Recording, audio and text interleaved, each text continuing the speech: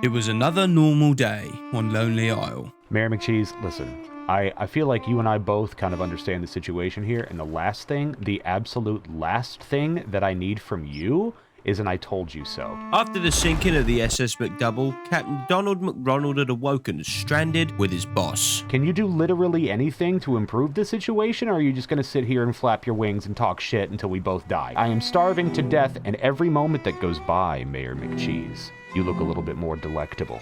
Seeing the hunger for freshly fried parrot in the captain's eyes, Mayor McCheese decided that it might be time to go and find some help. Get to it, Mayor McCheese. Get the fuck out of here! And before the day was done, he returned with their salvation. Hamburger! Stick to the story. Winston Churchill's granddaughter did this to me. I don't have time. I'll think of something. Yeah, hi, what do you want? Donnie? Donnie, is that? Wait. Hamburglar, you old so-and-so. What are you doing on my private island that I come to all the time on purpose? We met at a Kesha concert, right? Well, you know, I was there for share. Oh, yeah, God, yeah, you're that fucking guy. Go ahead. Are we going to talk about the time that you fucked my wife? She did most of the work. That wasn't really on me, to be honest. She was quite literally on you. So there's no gold on that island? There could have been, but the thing is erosion. Can I be honest with you about something?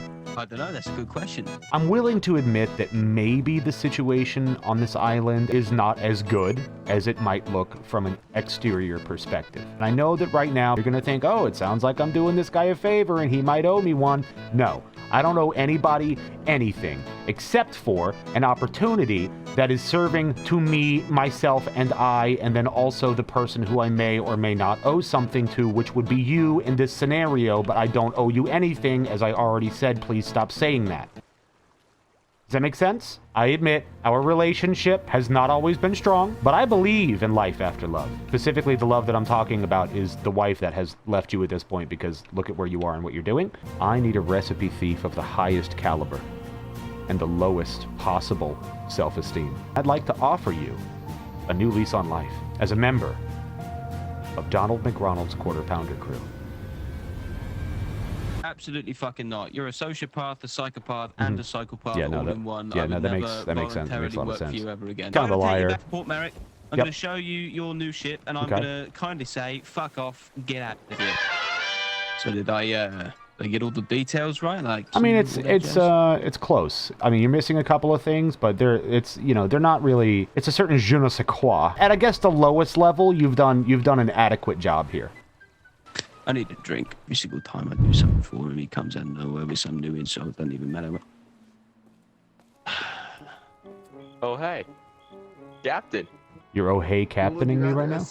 How about I'm sorry? I'm sorry that we let the ship sink and then we didn't come back for you on the island that we saw you swimming up on, and we took a boat taxi to come to this fucking tavern and drink our faces off? Are you kidding me? Okay, I was just talking to Han by the new ship that I procured for myself, okay? And I was like, hey, let's go get a beer to cement our new partnership. And then I come up here and I see Tweedledee and Tweedle McFucking Dumbass sitting at this goddamn table pretending as if they didn't just leave me to die on an island. Han, let's talk business. Let's stand by the potato bag of peace and come to terms. You know, I have been thinking, is there's one job that does require a certain amount of distraction while I get in and do my thing. Sure. I'm sure you remember how deft and stealthy I am with these fuckers that we're dealing with, right? Well, you're familiar with them. Yeah. They're Burger King agents. I thought we wiped them out. What gave you that impression? Well, I just stopped looking for them, so I assumed they weren't there anymore. One of the Burger King's condiment captains is said to hold one of the greatest recipes of all time. It's stored in one of these vaults that they've got, in one of their holdfasts on one of these fortresses somewhere. But I've never been able to find a key before, like, getting shot at and chased away. Sure, yeah. So I'm thinking I could get your two little You can just call them the goons. I can get the goons. Stop looking at me! Go do something! And they can maybe run a bit of interference, you know? They're very good at taking bullets. I know that from experience. But here's the thing. If I'm being honest, you're explaining this way too much to me, and I'm not really retaining any of this information. Basically, let me just kind of button this up. You go bang, ow. Ah, yes. Yeah. You go big bang, ow, ow, and then die, and then more big bang, ow, ow, until he done. Right, fantastic. Should we... Alright, gather around, boys. I need to spend at least 5 minutes showing you how fucking cool and good at my job I am. Mavis, you old flat-ridden cow, I need a storage crate. Yes, of course, Han. You're so handsome, and I'm not you doing a voice, I promise. Ronnie! I'm the gurgler, you old son of a bitch. I've got just the thing for you. Then I'm gonna sneak in under the cover of night, open up the portcullis to let you in, and you'll bring the rowboat in under their fucking noses. While you're rearranging the Captain Ghost Guards, I'm gonna be on the look for that key. And once I've got it, I can snatch up the ingredients, pilfer the recipe, and load all their riches onto our getaway. Mop up the guards and finish off the old goat eater can, and then run for the rows and we'll skedaddle. What could possibly go wrong? It's fucking go time, Captain. Is it? Get your men.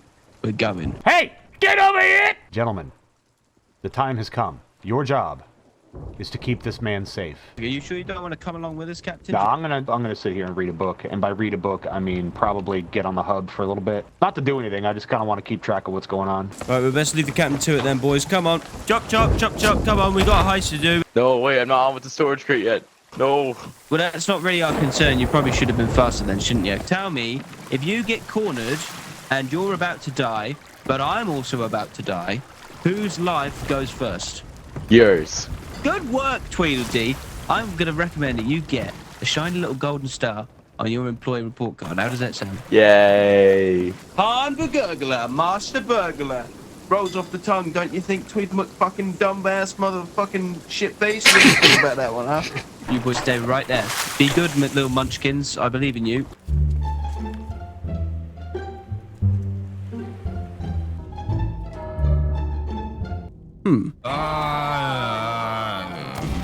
Hooked on a feeling, I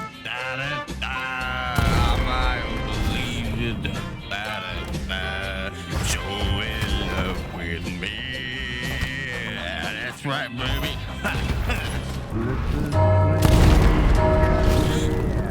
This is on my mind. Girl, you got me thirsty for another cup of wine.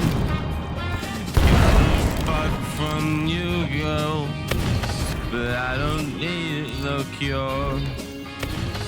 I just stay victim. Oh, Okay, boys, you failed. I've been killed. We'll come res you. Hey, so the big honcho of the fortress is here. oh, is he? He's up here.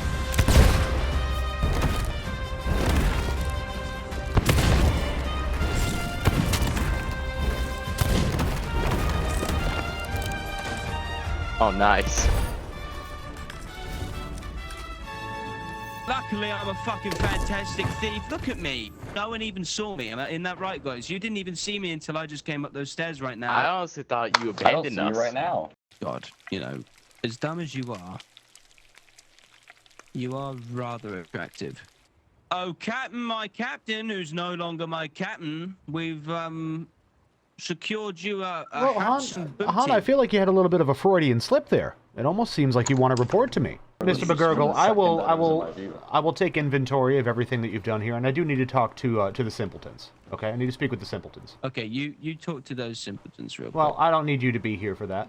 You can go off and do Well, I mean- do something else. Gentlemen, privacy apparatuses. This has gone very well. I truly believe that he thinks that you both have mental deficiencies. How did it go with him? Do you think that he would be a good member of Donald McRonald's Quarter Pounder crew, or was your mission a complete and utter failure? What do you think?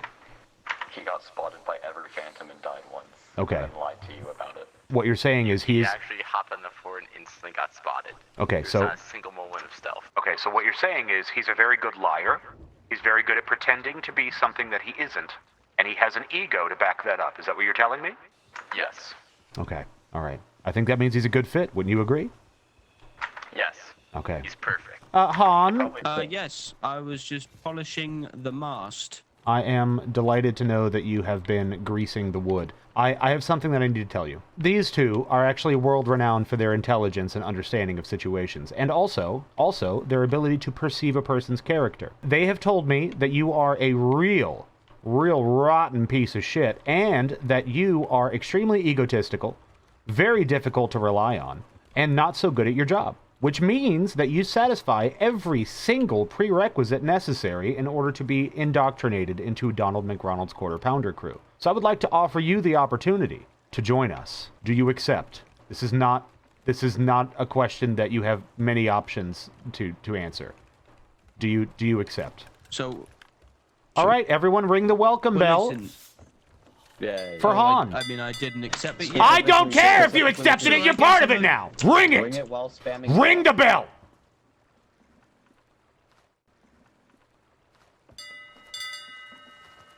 The deed is done. Welcome. Welcome.